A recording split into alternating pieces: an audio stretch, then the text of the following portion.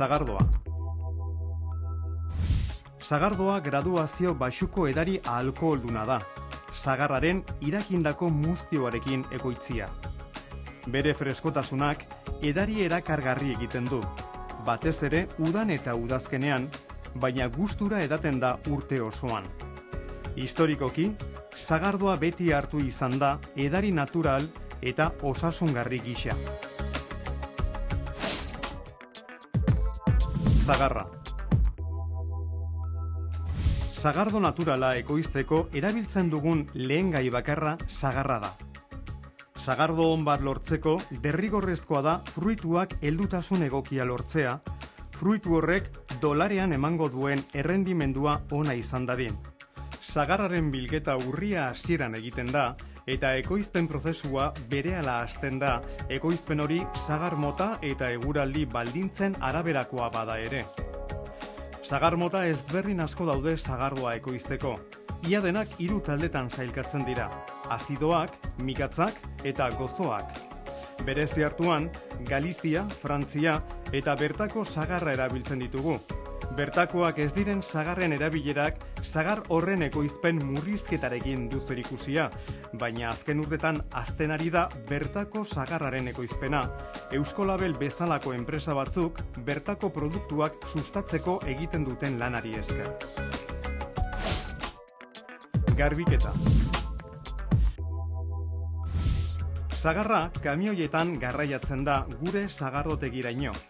Behinan, sagarra era soltean deskargatzen da eta ur biltegi batera lotuta dagoen ubide batean jarri. Ur biltegi horretan errestatzea egiten da. Sagarraren garbiketa, banaketa eta txikitzea lortzeko. Lehen fase honetan, sagarrari itsatsita dauden harriak eta lurpuskak urazpian geratzen dira. Ondoren, bonboa pasata, hostoak, adaskak eta sagar ustelak kentzen dira. Azkenik, eskuz egiten da azken hautaketa, helduegi dauden sagarrak kentzeko. Sagar horiek, sagardo natural, indartsu eta egokiaren ekoizpena oztopa dezakete. Txikitzea. Banaketa egin ondoren, sagarra txikitzen duen makinara botatzen da. Han, sagarra txikitzen da, ondoren egiten den zanpatzea erraztu eta bere jatorrizko zaporean mantentzeko. Txikitzea tentu handiarekin egin beharreko lana da, eta ezingo du gehiegizkoa izan, hala eginez gero, zuku zikina emango duelako, eta zuku hori argitzea zaila izango delako.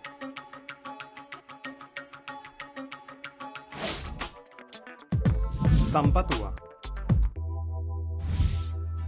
Zanpatuak aurrera egiten duen heinean, mami edo orea dolare neumatikoan sartuko da, eta horrek eraberean muztioa aterako du.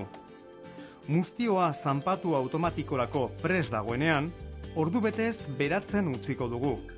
Dolaretik lortzen dugun muztioa zikina, gozoa eta lodia da, kalitatezko sagardoa lortzeko ezinbesteko oinarria. Zanpaketan muztioa lortu ostean, muztioa biltegi bateraino eramaten da pompa eta tutu malguen sistema baten bitartez. Modu horretan, dekantazioa errazten da eta hartzidura hasi. Biltegiak material ezberdinetakoak izan daitezke.